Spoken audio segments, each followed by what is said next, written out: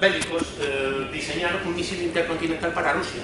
Empezaron con algunos, el R1, el R2, no funcionaban, tenían poco alcance. Este es el verdadero, el principio, el primer misil intercontinental balístico que lanzó la antigua Unión Soviética, el R7.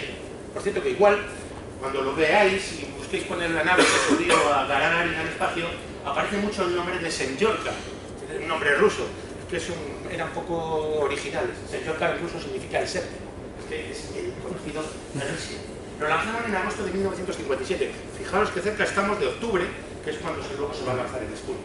Este es el R7, que es un diseño muy parecido al actual Soyuz. Si es que lo que funcionó entonces, es mejor no tocarlo hasta ahora. Ha habido otros intentos de Rusia, lo vamos a ver, pero este funcionó muy bien. Un aparato, un armatoste tremendo para mantenerle vertical, y cuando va a tomar la órbita, es decir, segundos antes, todas esas plataformas hidráulicas se bajan hacia abajo y el misil sale hacia arriba.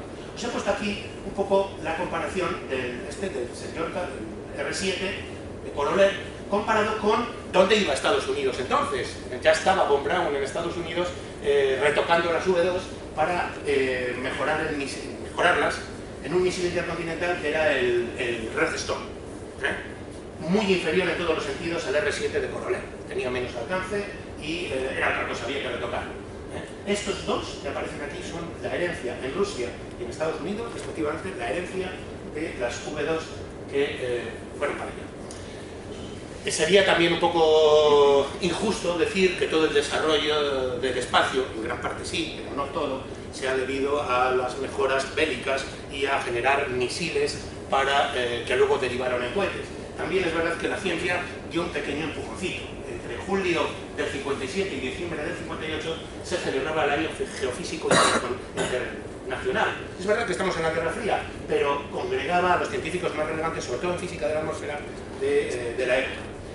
Ya el comité organizador del año geofísico internacional ya veía por dónde iban los tiros, por así decirlo, y recomendaba a las potencias importantes, en este caso Estados Unidos y Rusia, que diseñaran un satélite para observar la ionosfera, la parte alta de la atmósfera, donde no se llegaba con sondas meteorológicas.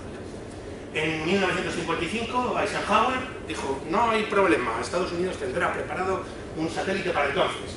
Y alguien que lo oyó en un congreso, en el Congreso Aeronáutico, Astronáutico Internacional, un representante de la Academia Soviética de las Ciencias, dijo: pues si lo han dicho los americanos, yo también lo voy a decir. En 2 años Rusia tendrá el primer satélite. Y ahí empezó una carrera frenética por ganar el espacio. Este es el emblema del año geofísico internacional, y ya digo, de alguna manera también responsable de que finalmente acabara en esto. Una época sí, decimos que Rusia había mandado el primer satélite al espacio, pero que Estados Unidos tenía un estrés impresionante, estaba a la vez en una carrera absolutamente paralela.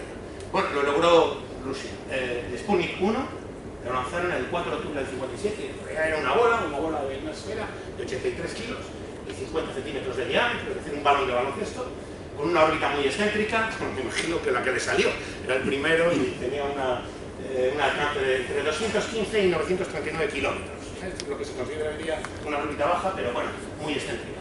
Y ya está. Y el Sputnik no hacía más que tener un termómetro dentro, pero yo creo que lo del termómetro era lo de menos, y dar pitidos. Eso era importante porque Rusia se encargó bien de que en todos los países del mundo tuvieran los radioaficionados la posibilidad de oír los pitidos del Sputnik, más que nada para poner nerviosos a los americanos. Este fue el lanzamiento del Sputnik, y este es una especie de un obelisco que tiene aproximadamente unos 100 metros de la plataforma del Soyuz actual, y que los únicos árboles que hay en más de 2000 kilómetros a la redonda, en Baikonur, son estos que aparecen aquí viendo esa foto. La verdad es que no sé qué Baikonur es un vergel, no, es un auténtico desierto, pero bueno, plantaron estos árboles, luego os mostraré alguna foto más. ¿Sabes? Vivimos en una era extraña y maravillosa, la era atlántica. Por eso, ¿sabes lo que es un Sputnik? Primer satélite lanzado al espacio. Satélite extranjero, Hogar. Por todo lo que ello implica. Incluso ahora sigue su órbita sobre nosotros. Vigilándonos. No podemos ver lo que no está ahí. Como un gigante en el bosque. No sabemos qué es ni lo que puede hacer. Yo me siento seguro, Hogar. ¿De qué me está hablando? ¿De qué estoy hablando? ¿De qué estoy hablando? Estoy hablando de tu maldita seguridad, Hogan. Washington, estamos en Vela y muy preocupados. ¿Por qué? Porque todo el mundo quiere lo que nosotros tenemos, Hobart. ¡Todos! ¿Tú crees que siempre debe tan su juguete? ¿Pero quién lo ha construido? ¿Los rusos, los chinos, los marcianos? Bueno, si yo me pusiera a explicar el estrés de la época, del lanzamiento del Sputnik, desde luego no lo iba a poder hacer mejor que en esta escena del Gigante de Hierro, una película magnífica que os recomiendo. Está un poco ambientada, ya veis, con un estilo un poco retro y un poco en la Guerra Fría, donde hay algunas escenas que hacen referencia un poco al Sputnik y la tensión que se vivía entonces. Aquí os he puesto a una fotografía, esta es real, de unos niños soviéticos.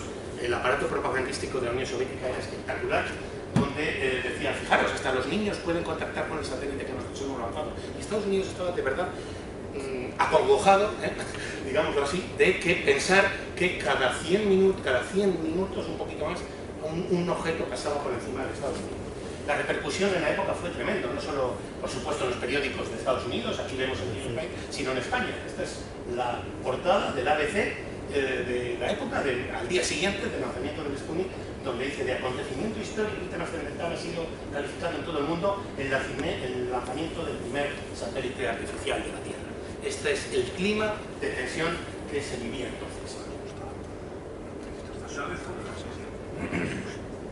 Bueno, por supuesto, Rusia tenía muchos prototipos fabricados. El siguiente logro sería ya al mes siguiente, en noviembre, lanzaba la perra Laika, una perra que, bueno, aparece en algunas fotos así, parece que es grande, pero era pequeñita. Fijaros aquí en la foto que está con coloré, y la cápsula donde está, pues es relativamente pequeña. Este reloj es mío, que le puse ahí para poder sacar la foto y que se viera un poco la comparación.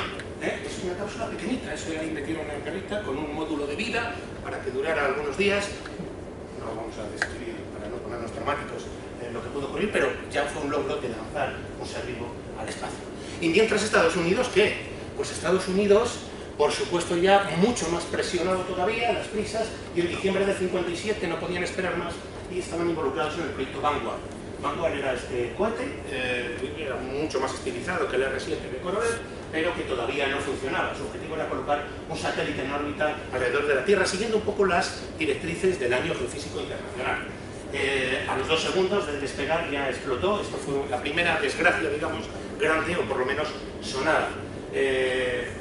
Esto no lo puse yo, esto lo pusieron los periodistas americanos para reírse un poco más todavía de los, digamos, de los científicos estadounidenses, ¿no? Le llamaron cataplastic, un poco para hacer la alusión al Sputnik. Lo lograron en enero, un mes después, tampoco hubo que esperar tanto, pero lo lograron, digamos, con honores, porque no solo pusieron algo que daba pitidos, sino que pusieron en órbita un satélite, el Explorer 1, que logró por lo menos hacer algunos descubrimientos importantes. Ayudó a Van Allen a descubrir los cinturones de radiación alrededor de la Tierra. Esta es la foto propagandística que se hizo del lanzamiento. Aquí aparece Von Braun en primera línea. Van Allen, el científico, digamos, que había preparado aquí algunos sensores para el estudio de la ionosfera y de los cinturones magnéticos, y aquí Pickering, que era por entonces el director del Jet Propulsion Laboratory, encargado de todas estas actividades. Lo lanzaron con es una especie de Redstone, como ese que hemos mencionado antes, un poco modificado, y aquí arriba va el Explorer 1, pues dispuesto a ganar el espacio. El éxito de Estados Unidos, unos meses después, pero ya había perdido el protagonismo. Por supuesto, la Unión Soviética estaba en pleno auge, ya no estaban pensando solo en lanzar satélites en órbita Tierra, sino que la Luna es que es el objeto astronómico que vemos, eso no se podía escapar, digamos, de los intereses. Las ondas Luna, las llamaron Lunik, un poco también rememorando los éxitos del Sputnik. Lanzaron 3, la Luna 1, Luna 2, Luna 3. La Luna 1, que es esta que aparece aquí, hizo una trayectoria que se escapó la Luna. Aunque así, la Unión Soviética dijo: ojo, tenemos el primer objeto que ha salido de la órbita de la Tierra y ha orbitado alrededor del Sol. Claro, porque se había escapado de la órbita de la Luna, que había sido un fracaso. Pero bueno, lanzaron el Luna 2 unos meses después. Fijaros, el efecto propagandístico. En el Luna 2 llevaban una especie de balón de fútbol lleno de pines. Pines con la hoz y el martillo y el símbolo de la política rusa. En Luna 2, la idea era estrellarse contra la superficie de la Luna y sembrar todos alrededor de los pines que llevaban. Lo lograron, llevaban insignias para dispersarnos por la superficie. Posteriormente lanzaron el Luna 3 con la idea de tomar fotos. Y efectivamente, La primera imagen que tenemos de la cara oculta de la Luna, de la cara oculta, no como algunos dicen por ahí, de la cara oscura de esa Luna. No tiene cara oscura, lo he visto en alguna publicación. La primera imagen de la cara oculta de la Luna, eso también fue un éxito porque no se sabía que había al otro lado de la Luna, no se había hecho ninguna observación. El Luna 3 circunnavegó, digamos, la Luna, con esta cámara tan rústica que veis ahí, tomó fotos y volvió a la Tierra en la órbita, y cuando se acercó a la Tierra pudo hacer el volcado de las fotos. Esto sigue acumulando la Unión Soviética éxitos en la carrera espacial. No todos fueron éxitos, y hay muchas cosas que todavía, ni a día de hoy, todavía se saben, porque cuando iba la cosa mal, digamos que Rusia procuraba ocultarlo o lanzar mentiras. He querido poner aquí la mayor tragedia de la carrera espacial que se produjo en Baikonur, la que se llamó luego, posteriormente, la catástrofe de Nedelin. Básicamente, para poneros un poco en contexto, como todos los desarrollos estaban enfocados a crear misiles, y el R-7 de Korolev funcionaba muy bien para lanzar satélites, pero no se podía almacenar con combustible. Eso a los militares no les gustaba. Entonces diseñaron un nuevo, lo de ICBM son las siglas de misil balístico intercontinental. Pues crearon un ICBM, el R-16, que sí que se podía almacenar con combustible. Eso era un logro para poder hacerlo despegar en condiciones de urgencia cuando la situación de guerra lo requiriera. Llegaban la época de celebrar los fastos de la Revolución Rusa, le metieron prisa. Nedelin, que por cierto incluso participó en la Guerra Civil Española, este era el encargado de la seguridad, incumplió todos los protocolos de seguridad, hicieron un test donde, sin querer, en la plataforma de lanzamiento, y cuando estaba todo lleno de gente, para que os hagáis idea, cada vez que se lanza un cohete, no hay nadie en unos 5 kilómetros a la redonda como mínimo, como mucho hay algún búnker, pero subterráneo. Estaban haciendo las pruebas y estaba todo lleno de gente. Explotó el cohete. Imaginaros ahí más de 200 toneladas de queroseno explotando en ese momento. Catastrófico. O sea, hasta la ONU dijo y llamó la atención sobre la tragedia con la que habían muerto hasta 126 personas, que se sepa. Es que quedaron atrapadas en el asfalto porque se derritió por el calor. No pudieron literalmente escapar. Nedelin también murió porque estaba en primera fila y se salvó muy poquita gente de la que estaba aquí. Esto ha pasado a la historia ya como la mayor tragedia de la era espacial. Aún así llegó 1961. Poco tengo que añadir, todos conocéis la historia de Gagarin. Aquí le tenemos en una foto muy bonita. A punto le quedaban ahí nada, una hora o así para montarse la nave Vostok, que le llevaría a orbitar la Tierra y hacer historia. Ocurrió en abril, el 12 de abril de 1961. Circuló la Tierra a una velocidad de 26.400 km por hora, bueno, esa es la velocidad que tiene en órbita cualquier nave que se lance pues, a esa altura. O sea, que hizo una órbita como la que podía haber sido hoy día. Llegó a estar a 327 kilómetros por encima de la superficie terrestre. La Estación Espacial Internacional está a unos 360, pues más o menos. Y luego bajó a Tierra. Esta fue la nave en la que Gagarin fue, y aquí le vemos una foto con el entonces mandatario de Rusia, que era Nikita Khrushchev, pues felicitándole porque esto fue un logro. Dio la vuelta al mundo Gagarin durante varios años, le recibieron en todos sitios como un héroe, que había sido el primer astronauta, lógicamente, y 7 años después, como era capitán de la Fuerza Aérea, 7 años después, en un vuelo de test y de entrenamiento del ejército, pues se estrelló con un MiG-21, un avión que lo utilizaba la Unión Soviética para prácticas de guerra. La Vostok 1 es como se podía engañar a la gente y decir, esto es un Soyuz, pues casi. Esta es la foto de la Vostok 1, se sigue manteniendo como veis el esquema del R-7 de Korolev, pero cambia un poco la cápsula. La cápsula era muy endeble, donde iba él, es esta, que es un aluminio, si la tocas casi la doblas haciendo así. Pero si yo he visto la Soyuz bajar llena de astronautas y tal, claro, es que Gagarin, antes de tocar la superficie de la Tierra, le eyectaba el asiento, salía en paracaídas y cayó en paracaídas. No es así como bajan ahora los astronautas que bajan en las cápsulas Soyuz. Este fue un poco el esquema del lanzamiento en la Vostok 1. Una época gloriosa para la cosmonáutica rusa. Es muy difícil mencionar todos el primero en o la primer mujer en. Yo, haciendo un esfuerzo de síntesis, no sé si lo habré logrado, pero rescaté esta fotografía que marcaba el primer equipo de cosmonautas. Aquí está la flor y luneta, casi hasta hoy, cerca, porque vais a ver qué fotos hay aquí. El primer equipo de astronautas eran 7 u 8 personas y todavía no se decidía quién iba a ser el primer astronauta. Había que pasar muchas pruebas, pero no solo físicas, sino psíquicas. Gagarin era de verdad alguien muy afectuoso, una persona que todo el mundo, si hubieran votado entre ellos, habrían votado a Gagarin. Se hizo rápidamente líder del grupo de cosmonautas. Es este que aparece aquí en la foto. He marcado algunos que me parecían interesantes. Este es Titov, que el pobre hombre pues también fue mencionado y seleccionado para subir a la Vostok 1. De hecho, el viaje en autobús, ese donde se paran a medio camino para orinar y tal, y que lo siguen haciendo todos los astronautas, emulando la primera práctica que hizo Gagarin, Titov le acompañaba hasta el último momento, porque era el piloto de reserva. Finalmente subió Gagarin y Titov se quedó en tierra, pues me imagino que muy triste, claro, pero no pasa nada, porque luego voló en la Vostok 2 y luego además logró algún récord de permanencia en el espacio en alguna estación espacial rusa que ahora veremos. He sacado también a Popovich, que también tuvo un récord de permanencia en el espacio en la Salyut 3, una estación precursora de la posterior Mir. He marcado también a Valentina Tereskova, que voló en la Vostok 6 en el año 1963 y que fue la primera mujer cosmonauta de la historia, y los 3 tripulantes de la Vostok 1, que están aquí, estas 3 personas. He sacado aquí una foto que me parecía así muy interesante de Gagarin y Korolev, un poco para mencionar que en Baikonur tienen allí una casa, todavía existe, casi que a modo de museo, pero muy cerca de la plataforma de Soyuz, donde Gagarin y Korolev pues, compartieron muchas horas juntos previos al vuelo, y además los únicos que en toda la Unión de Repúblicas Socialistas Soviéticas tenían un teléfono con línea directa con el Kremlin, para que veáis un poco la importancia que se daba, digamos, a estas operaciones, ¿no?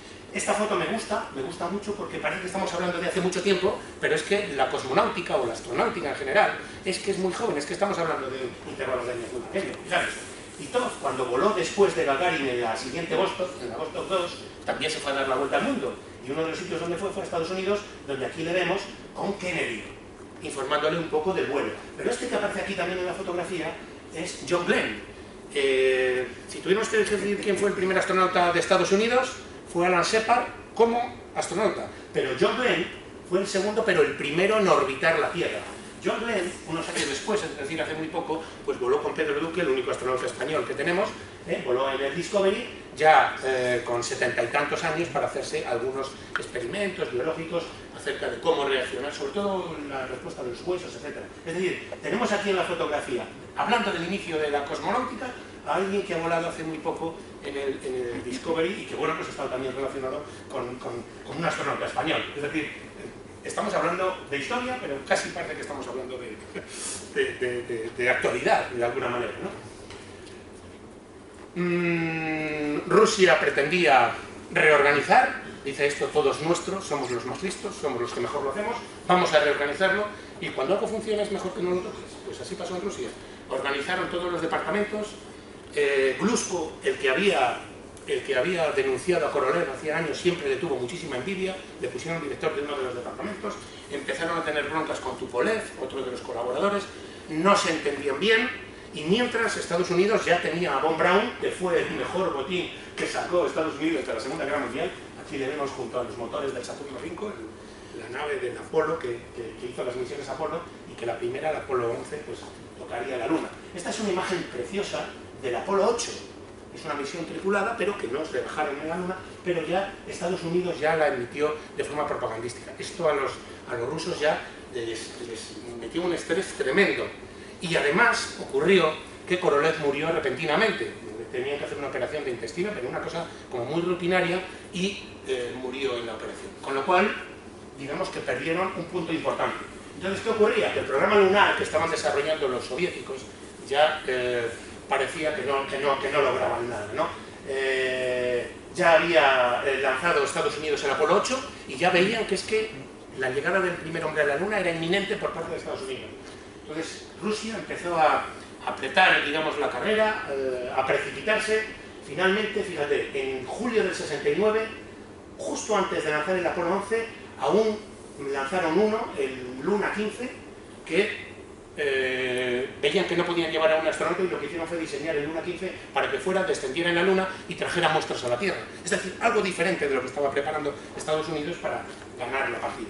También se estrelló en el mar de la crisis, y esto fue, digamos, el último golpe que hizo perder la carrera lunar a la Unión Soviética. Para que veáis cómo no sabemos mucho de Rusia, porque todo lo mantuvo en secreto. Esto lo llegaron a calificar luego la gran mentira porque se supo muchos años después que Rusia había dicho que las misiones lunares, ellos no estaban interesados en llevar a un astronauta a la Luna. Decían, y esto es literal de sus informes, no querían arriesgar la vida de sus queridos cosmonautas. Decían, eso para decir, bueno, no hemos llegado a la Luna, pero es porque no hemos querido. Aún siguieron mandando alguna sonda más, pero en el 74, tras otros 4 lanzamientos fallidos, el programa Luna se vino abajo. Lo habían desarrollado abandonando el diseño de Korolev. Ese fue el error. Querían parecerse a los americanos con un cohete tremendamente grande, el N1, y este es donde radicaban, digamos, el peso de las misiones lunares. Esta era la cápsula. En realidad no es muy diferente a la que utilizó Estados Unidos en las misiones Apolo, si la vemos así, la que pretendía descender y luego salir para arriba. Y aquí tenéis una comparación del Saturno V, de las misiones Apolo, con lo que Estados Unidos logró los éxitos en la Luna, y al lado el N1. Un error haber perdido, haber abandonado el diseño de Korolev, que hoy día le tenemos al Soyuz y nos sigue dando muchos éxitos. Finalmente, esto ya lo conocemos todos. Llegó Estados Unidos a la Luna y aquí aparece la foto de Neil Armstrong. Esto es Aldrin. Cuando tuvieron una pequeña bronca para ver quién era el que iba a pisar la Luna, de alguna manera designaron a Armstrong y sabían que él pasaría a la historia, y Aldrin, que era muy simpático y además muy bromista, dijo, vale, pues tú pisarás primero la Luna, pero tú me harás la foto a mí y seré yo el que pase a la historia. Esa foto, que está en todas las enciclopedias, es Aldrin y no Armstrong. Bueno, no quiere decir que Rusia no haya puesto misiones en la Luna. Por supuesto, las misiones lunares no tripuladas se enviaron varias.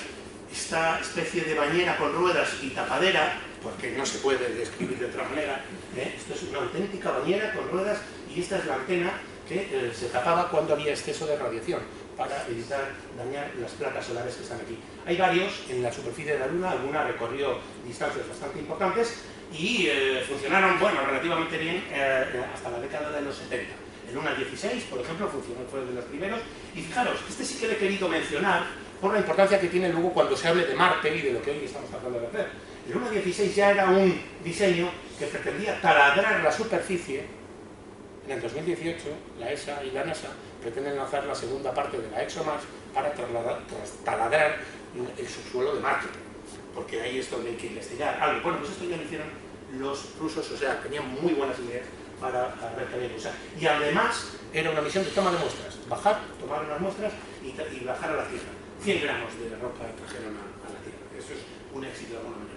Este artefacto, que aparece aquí, es la fase del descenso, que era el que tenía los instrumentos, y la rampa del lanzamiento para el cilindro de retorno con las muestras. Es decir, esto fue también un éxito, pero ya un poco más. Este Soyuz es el que ha llevado a Rusia a sus mejores momentos, digamos, de dominio del espacio. El lanzador Soyuz, el más seguro, es el que menos accidentes ha tenido, el más seguro, y sigue manteniendo básicamente el mismo diseño que lo diseñó con el que en los años 50 Korolev pues tuvo los éxitos primero. Un cohete donde la parte que hay que lanzar al espacio, sea tripulación, sea carga o sean satélites, 3 cosas es capaz de lanzar, va aquí en esta cápsula, y tiene los 4 propulsores aquí, además estos los que le pegan el primer empujón hacia arriba, luego tiene otras etapas del cohete, y los rusos lo trasladan siempre en trenes. Todo Baikonur está lleno, 7.000 kilómetros cuadrados, 6.800 kilómetros cuadrados, está todo traceado con vías de tren para transportar las piezas. Así es como se manejan los rusos, no transportando la torre, como hacen los americanos, por ejemplo, en el caso del transbordador.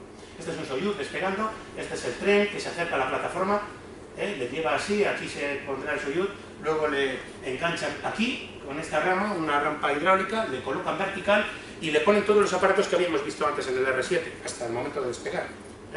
Luego ya despega, se quitan, digamos, estas rampas que aparecen aquí, se bajan hacia abajo unos segundos antes, y el cohete despega hacia arriba. Un cohete magnífico y pues lo mejor. Lo que va dentro es esto. Este es el típico diseño de lo que es una nave Soyuz. Es inconfundible. Si lo veis, luego vamos a ver fotos de la Estación Espacial Internacional, etcétera, pero este diseño es absolutamente inconfundible. Tiene 3 partes las naves Soyuz. Las tripuladas, digo primero las tripuladas. Hay un módulo orbital que es el que con este aparato que aparece aquí se acopla. ¿A quién? Pues ha estado acoplándose la Salyut, ha estado acoplándose a la Mir, y ahora se está acoplando a la Estación Espacial Internacional, es decir, a todas las estaciones que ha habido en órbita. Llevan aquí material y a veces los astronautas, cuando están un poco apretados en esta parte, o están literalmente vomitando, porque los despegues, eso es descomunal, el trote que le pegas al cuerpo, pues tienen aquí un poco de esparcimiento. Me contaba Pedro Duque algunas escenas de lo que es estar en un cohete con una aceleración de varios Gs, empezando a girar, dar vueltas, y te llega un momento en que de verdad te puedes poner muy enfermo. Dice, cuando subí en el Discovery con John Glenn, que era el que tenía 70 años, dice, todos vomitando menos él. También era curioso. También es verdad que tenía muchas horas de entrenamiento, pero tenía 70 y tantos años.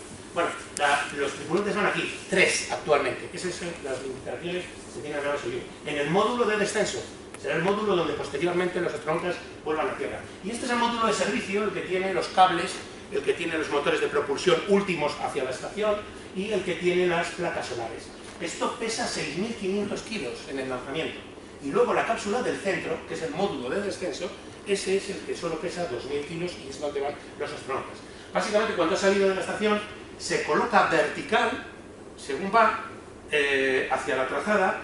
El módulo orbital y el módulo de servicio se despegan, uno hacia abajo y otro hacia arriba, para deorbitarse y desintegrarse en la atmósfera, y este se da la vuelta para mostrar el escudo protector y ya cae a tierra. Finalmente con unos paracaídas y ahí van los astronautas. Es decir, hace la reentrada. Esto es una reentrada de Soyuz. Cualquiera que lo vea dice, aquí hay gente dentro. Es que la reentrada es la operación más complicada que hay en cualquier maniobra dentro del espacio. Estamos hablando de entrar a 27.000 kilómetros por hora y hay que frenar eso con la atmósfera, pues para que la gente de dentro pues caiga y vaya bien a la superficie. Hace una reentrada y a cierta altura se despliega un paracaídas de la nave, del módulo de descenso, este que tenemos aquí, que veíamos antes, el módulo central de antes, y justo antes de llegar a tierra toda esta polvareda es de unos retrocohetes. No es que el golpe haya sido muy fuerte y haya levantado mucho polvo, si hubiera sido eso, ahí no habría gente dentro. Estos son el polvo levantado por unos retrocohetes, ¿no? Y luego ya van corriendo allí, esto es Baikonur, en el desierto, esto es muy grande, y ahí llegan ya los equipos de rescate y recuperan allí a quien se levanta. Ha tenido problemas al Soyuz, fundamentalmente los graves problemas han sido siempre con la reentrada, la operación más delicada. También cuando Óscar nos hable el próximo día de los transbordadores, estoy seguro que va a mencionar mucho los problemas que ha tenido los transbordadores americanos. Es la operación más complicada. Sobre todo Soyuz hay 2, en el 69, Boris Golinov, en la reentrada de la atmósfera, fíjate, se le separó correctamente el módulo orbital, pero no se separó el módulo de servicio. Con lo cual la cápsula donde él estaba tenía su escudo protector aquí, amarrado a todo el peso del módulo de servicio y haciendo una reentrada, pues abrazándose ahí dentro. En el último momento se despegó y llegó a tierra, pero de milagro. Corrigieron un poco el diseño, los pernos, y aún así en el 2008, es decir, hace 2 días, en una misión que venía de la Estación Espacial Internacional, Malechenko, Peggy Whitson, que fue precisamente la primera mujer comandante de la Estación Espacial Internacional, estuvieron 192 días en el espacio y bajaban junto con la primera astronauta coreana que era no profesional, bajaban en la Soyuz, y ocurrió exactamente lo mismo. El módulo no se separaba y entonces veían que aquello peligraba. En el último momento, y gracias a unas medidas que habían establecido, se rompieron. La antena de comunicaciones se fundió con el calor, es decir, en Baikonur habían perdido contacto porque la antena de comunicaciones se había fundido y al final aterrizaron a 400 kilómetros del lugar donde tenían previsto, porque habían aterrizado en una reentrada balística, es decir, sin haberse casi frenado por lo menos en la primera parte del descenso. Las pasaron muy negras, y sobre todo para gente que había estado 6 meses en ingravidez, aguantar aceleraciones de 8G no es ninguna tontería. Esto es para reírse de los corredores del Fórmula 1. Aquí está apareciendo de todo negra la cápsula de los esfuerzos que había soportado en la bajada. Una nave muy importante de la Soyuz es la nave Progress, muy parecida a la Soyuz, pero digamos que varía el módulo central. Como aquí ahora no va gente, con las naves Progress, Rusia da ahora alimentos, ropa, sube cosas, enseres, etcétera, a la Estación Espacial Internacional. Y además combustible. Se enganchan a la Estación Espacial Internacional y la pegan empujones cada vez que baja su órbita. Son básicamente los motores que tiene actualmente la Estación Espacial Internacional. Entonces, ¿dónde lleva el combustible? Aquí, en el módulo central. Es lo único que sustituye. El resto es como la nave Soyuz que he descrito antes. Se inician las estaciones ALMA. Rusia, digamos, está pensando ya en estaciones en el espacio. Las estaciones ALMA se empezaron a llamar así, eran estaciones militares. Pretendían ser cuarteles generales espía para controlar el resto de la superficie del planeta, claro. Y para el lanzamiento de las estaciones diseñaron un cohete que ahora está en uso todavía, el Proton, que es ahora mismo el lanzador más pesado que tiene la Unión Soviética. Opera desde 1965, lanzó todos los componentes de la Mir y lanzó el primer módulo de la Estación Espacial Internacional y el segundo, y lanzó los módulos de la Salyut. Con este cohete han lanzado todas las estaciones que ha tenido Rusia. Lanzó en el 98 el primer módulo, como he puesto aquí, de la primera estación de la Estación Espacial Internacional, y deciros que hace 4 días la ExoMars, que ha lanzado la Agencia Europea del Espacio, en convenio con Roscosmos, pues ha lanzado precisamente un Proton. No es tan seguro como el Soyuz, ha tenido también bastantes accidentes, afortunadamente no ha provocado pérdidas humanas, pero se han estampado muchos en el lanzamiento. Podéis ver en YouTube algunos vídeos de despegue de un Proton y que falla el guiado, el sistema de guiado, y empieza a hacer así y al final se cae para abajo cuando ha alcanzado una altura de, yo qué sé, de 200 metros o algo así. Es decir, esto no es el más pesado que tiene ahora mismo Rusia y no quiere abandonar este programa porque le está viniendo bien. Hay agencias que están poniendo satélites de comunicaciones con el Proton. Roscosmos, que es la agencia rusa, digamos, pone precios baratos en el lanzamiento y ahí hay un mercado bastante competitivo. Las estaciones espaciales pues empezaron con la Salyut. La Salyut 1 ya la puso en órbita el Proton en el 71. Tuvo una tripulación. Fijaros, estas son imágenes de televisión. Rusia había dicho, os grabamos en televisión una tripulación, el uno duerme, el otro hace vida doméstica y el otro atiende experimentos científicos. Y eso se retransmite a tierra para hacer propaganda. La primera tripulación, estos 3, perecieron en el retorno. Fijaros, es que hay cosas que son fáciles de evitar y en este caso no habían evitado. En principio la nave Soyuz iban un poco desobrados y los 3 tripulantes se metían en el Soyuz, hacían la reentrada y bajaban a tierra. Bueno, pues en la primera expedición de la Salyut se rompió una válvula de aire, se despresurizó, es decir, salió todo el aire de la nave y estos 3 pues perecieron asfixiados. Desde entonces, fíjate qué cosa tan fácil de evitar, desde entonces una de las medidas de seguridad es los astronautas que van en la Soyuz, tanto en la subida como en la bajada, llevan un traje de astronauta presurizado, para que si se rompe una válvula, por lo menos, por eso no se muera la gente. Otra cosa es evitar que te achicharres en una reentrada mal enfocada, eso ya es otra cosa. Pero bueno, esta fue la primera tripulación y murió. Aquí habían hecho algunos experimentos y en la bajada pues ocurrió pues esa desgracia. Se siguieron mandando estaciones, la Salyut 3, 4. Básicamente Rusia pretendía hacer actividades de reconocimiento y decían de teledetección, bueno, eran militares, eran fotografías espía, eran misiones de reconocimiento, etc. Mira, aquí aparece Popovich, era uno de los que acabo de poner antes, y que ya hacían, fíjate, tripulaciones de 63 días en unas estaciones que os podéis imaginar en qué estado rústico pues se encontraban. Esto es de verdad un logro. Hoy día la Estación Espacial Internacional, con todas las incomodidades que pueda tener, no es comparable a lo que podría ser vivir aquí. Veis aquí la nave de Soyuz acoplada. Este es el módulo de orbital que se engancha automáticamente y aquí los astronautas pues haciendo vida normal, ¿no? Tuvieron mucha propaganda, aquí hubo récords de permanencia, también en la Salyut se lanzó el primer cosmonauta distinto de americano o ruso, uno de Checoslovaquia, se unió dentro de la estación, son fotografías que dan un poco idea de hermanamiento, etcétera, etcétera, pero por debajo pues cada uno se dedicaba a las actividades que quería tener. Hay muchas fotografías muy interesantes.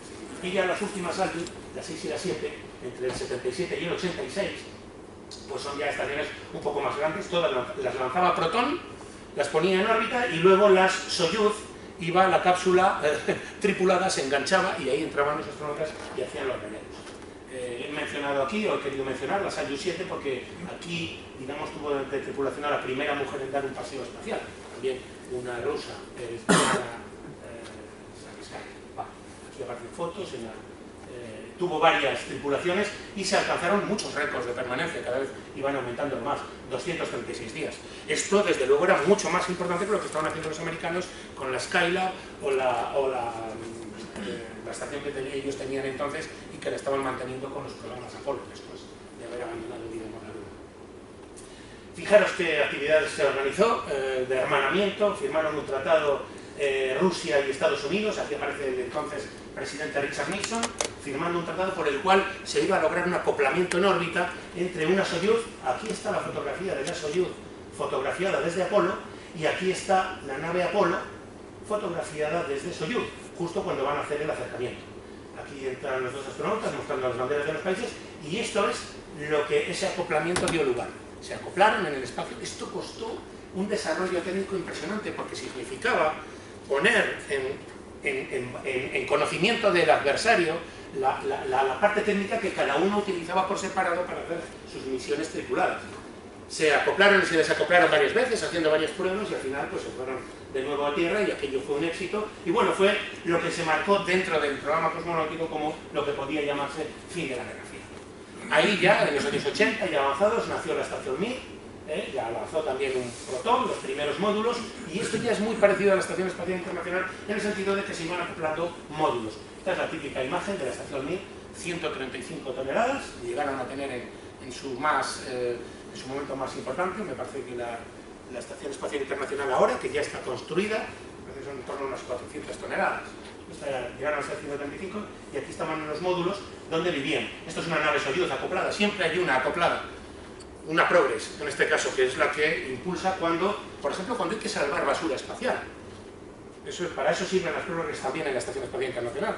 Si detecta que hay un trozo de basura espacial, es que a 27.000 km/h, y encima en cruce, y multiplícalo por 2, pues taladran digamos, la estación y se despresuriza. Entonces, para salvar precisamente la basura espacial, se hacen maniobras aproximadamente 1 o 2 al mes de este tiro. ¿No creéis que es una cosa extraña? Y lo hacen estas naves Progress.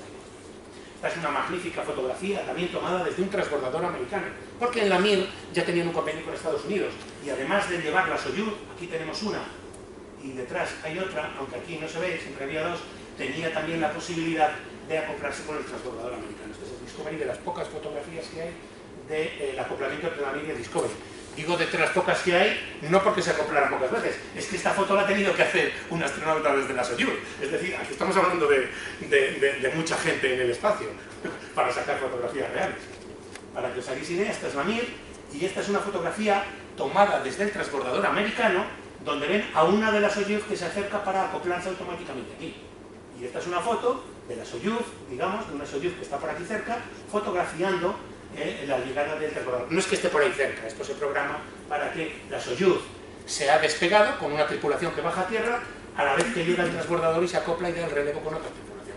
Es así también como se está haciendo en la Estación Espacial Internacional.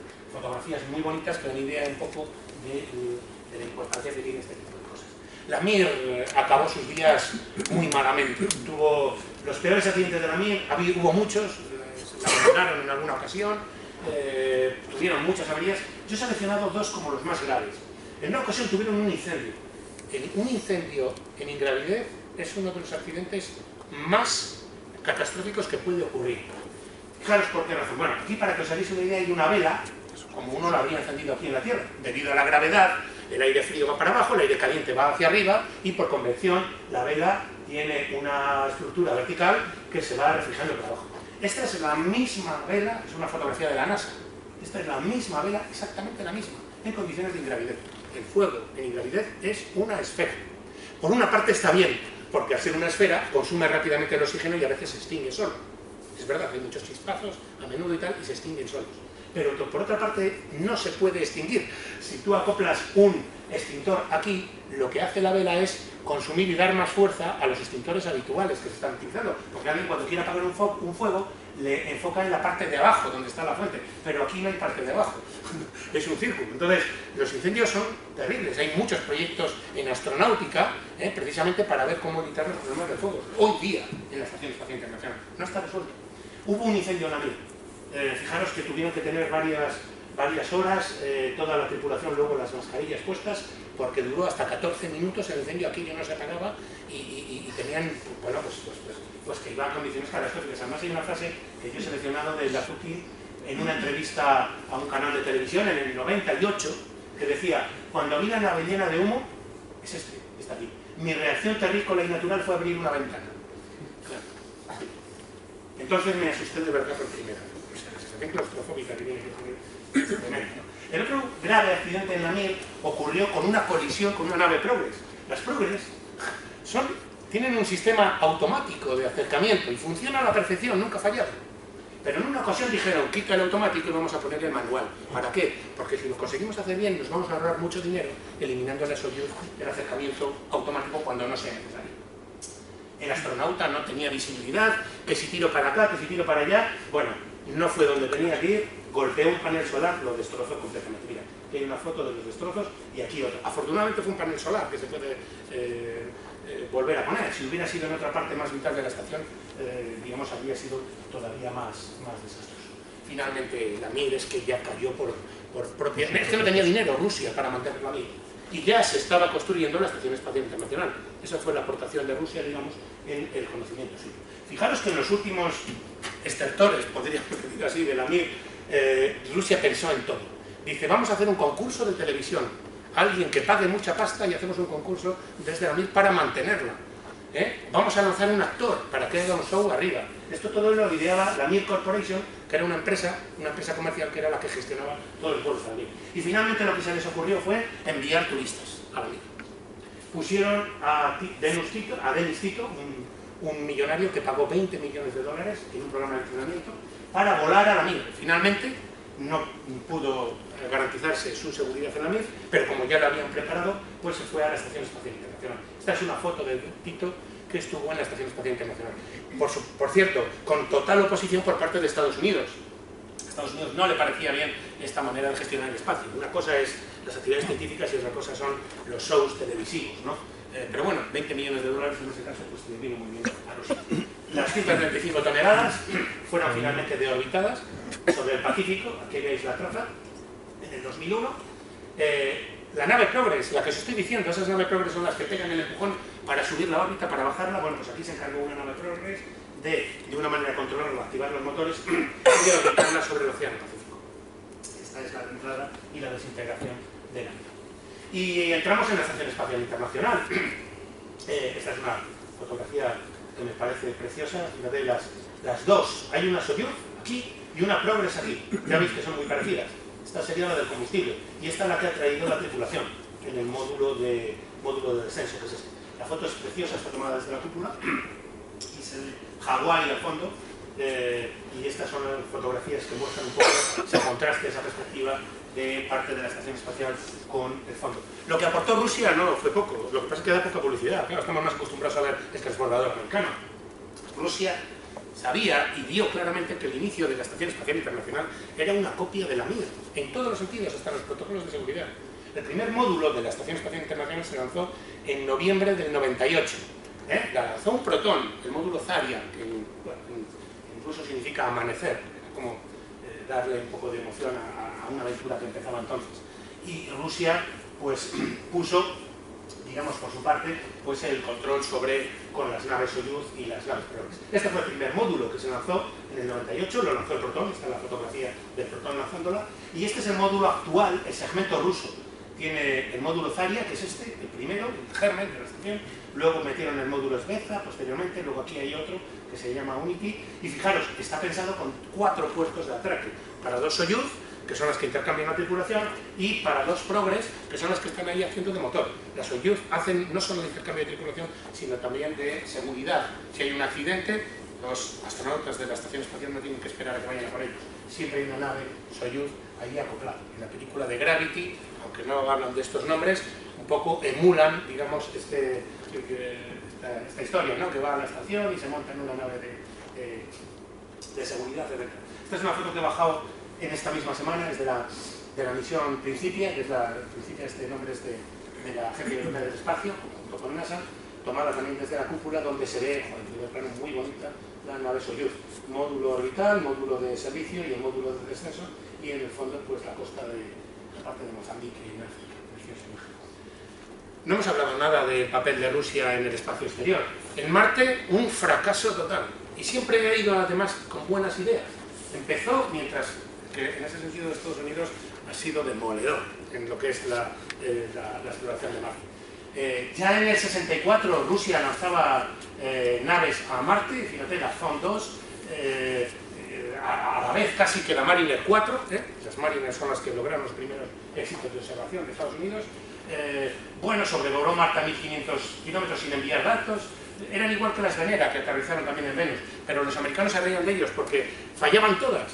Y los americanos se reían y decían, es que claro, en el punto medio entre la Tierra y Marte hay un monstruo que selecciona las naves y cada vez que viene una de Rusia, catapum, se la come y tal. O sea, era muy divertido verlo porque les cabreaba mucho a los rusos.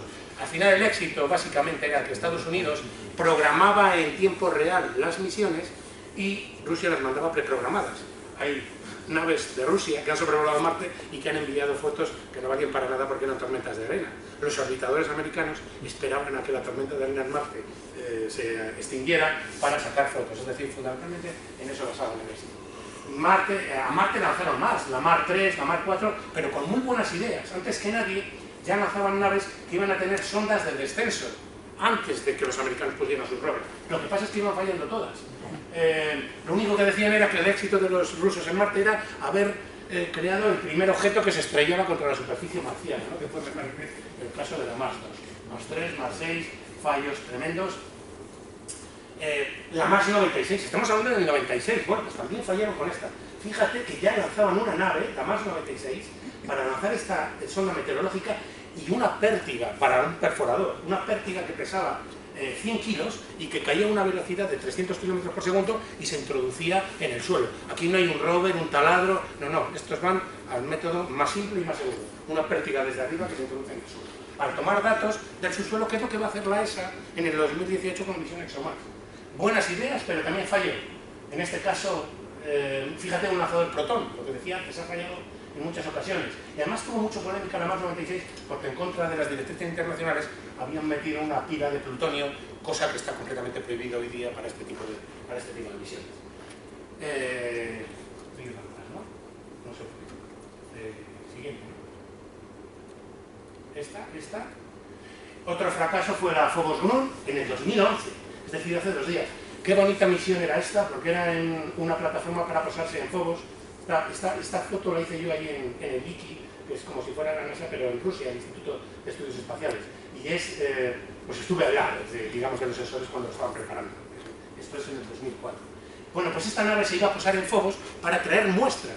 Tenía ahí unos cilindros y ya estaba todo preparado. También falló.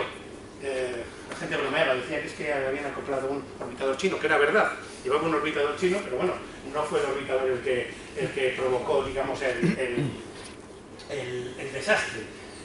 Utilizaron otro gran lanzador pesado que tiene el programa ruso, que son los Zenit.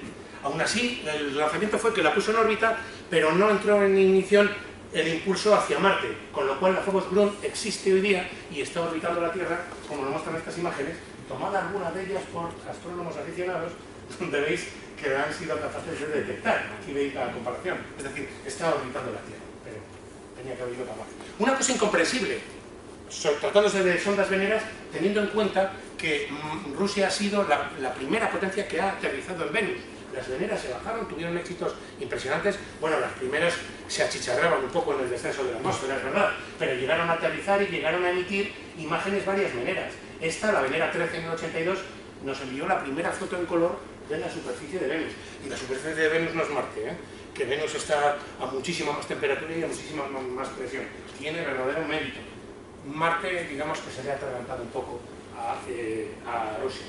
El cosmódromo principal, desde donde hace sus actividades Rusia, es Baikonur. Baikonur, que es un cosmódromo que está en Kazajstán.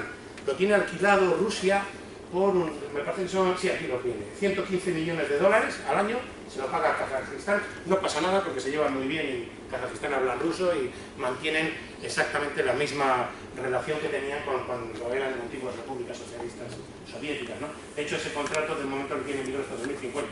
Le viene muy bien a Rusia. Fijaros que en tiempos de la Guerra Fría, para despistar a los americanos, le llamaron Baikonur. Baikonur ya existía, era una ciudad minera que estaba a 400 kilómetros de aquí. Pero dijeron, vamos a ponerle aquí Baikonur para que cuando aparezcan las comunicaciones interceptadas vayan a buscarlo con el mapa a otro sitio. Ciudad, sí, eso es real. La ciudad se llama Tibetan. Ahora ya aquella antigua ciudad minera ya no existe y lo que se ha quedado con el nombre es Baikonur por la importancia que tiene como cosmódromo. Está a unas 3 horas o 3 horas y media en avión desde Moscú y es un paisaje pues desértico. Esta foto la hice yo cuando llegaba allí porque realmente me impresionó. Yo nunca había visto un río grande, tiene una anchura de más de 100 metros seguro, sin un solo árbol. Este es el paisaje en el que está. Es un paisaje muy apropiado para hacer actividades, digamos, cosmonáuticas, porque no hay peligro, todas las cacharros se terminan cayendo, las etapas de los cohetes que lanzan caen a tierra, y bueno, pues esto es una zona completamente deshabitada, es un desierto, pero la verdad es que es llamativo, ¿no? Este paisaje, un río, aquí hay un poco de hierba, he realzado mucho la foto para que se viera verde, pero no veréis ni un árbol, por eso decía antes en el monumento de Vespuni lo de los árboles. Esta es la actual familia de lanzadores rusos. Actualmente he hablado del Proton, que es este, he hablado del R-7, Soyuz, he hablado del Zenit, el que lanzó la Phobos Ground y falló. Son lanzadores pesados estos dos, mucho más grandes que el Soyuz. El Energía es uno que diseñaron para lanzar cosas muy contundentes. Cuando hablo de cosas muy contundentes, hablo de satélites de 80 toneladas, que llegó a lanzar Energía. Incluso el transbordador Buran, del que nos va a hablar Óscar en la próxima charla. El otro, todo lo que veis detrás, son misiles balísticos intercontinentales, misiles nucleares, que después del Tratado de No Proliferación Nuclear se le obligó a Rusia a abandonarles y ideó una cosa que, mira qué bien, sustituía la cabeza nuclear por satélite y funcionaba como lanzadores de satélites. Además, bastante baratos.